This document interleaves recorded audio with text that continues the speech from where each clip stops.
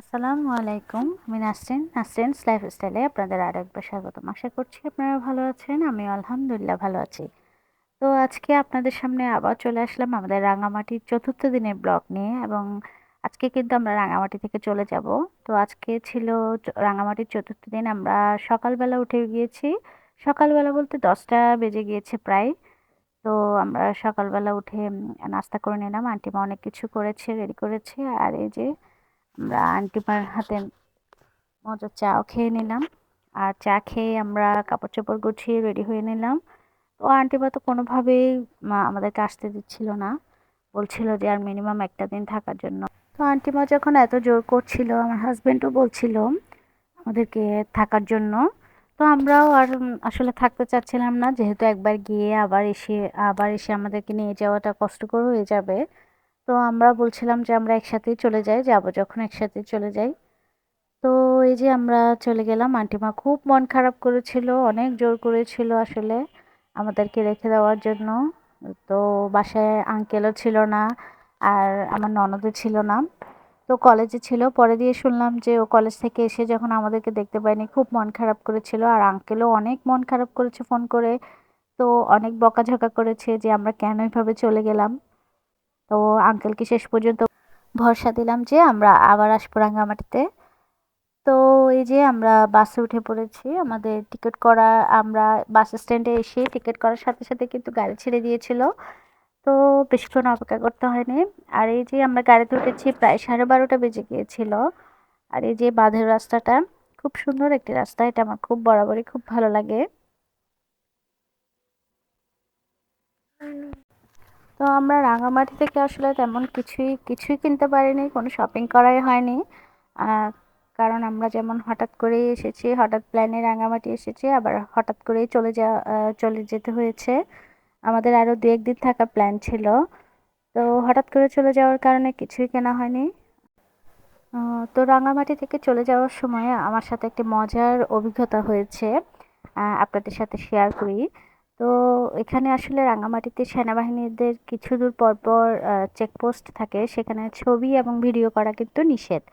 তো এটা আমি কিন্তু জানতাম না। আমি যাওয়ার সময় ভিডিও যেভাবে অ্যাজ ইউজুয়াল ভিডিও ভিডিও করছিলাম, তো সেভাবেই ভিডিও করছিলাম। তো যখন সেনাবাহিনীদের চেকপোস্ট এসেছে, চেকপোস্টে তো প্রত্যেকটা গাড়িকে ওরা কিন্তু থামাতে হয়। তো অ্যাজ ইউজুয়াল আমাদের বাসটাও থেমেছে, তো আমি তো ভিডিও করছিলাম। তো সেনাবাহিনীর একজন সদস্য তখন আমাকে ডাকলেন এবং বললেন যে আপনি ভিডিও কেন করছেন। তো আমি তো আসলে কিছুই জানতাম না। আমি বললাম যে আমি তো ওখান থেকেই ভিডিও করে আসছিলাম, আসলে আমি তো কিছু জানি না। তখন উনি আমাকে বললেন যে আসলে চেকপোস্টে ভিডিও করা যায় না বা ছবি তোলা যায় না। তখন আমি এটার জন্য অবশ্য ওনাকে সরি বলেছি।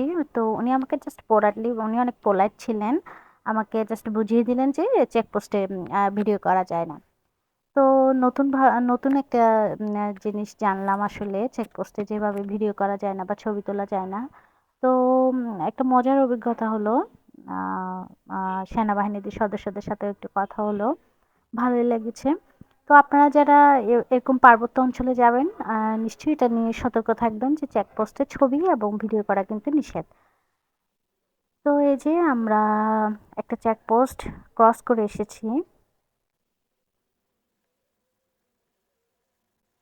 এখানে প্রায় 2-3টা চেকপোস্ট পড়ে।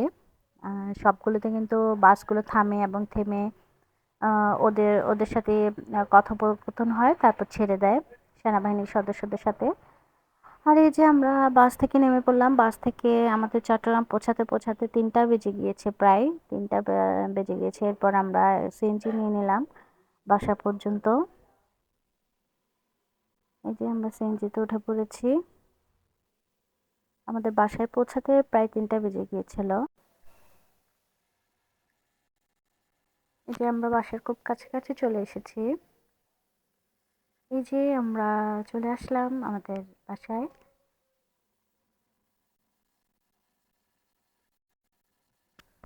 এই যে আমরা বাসায় উঠে পড়ছি।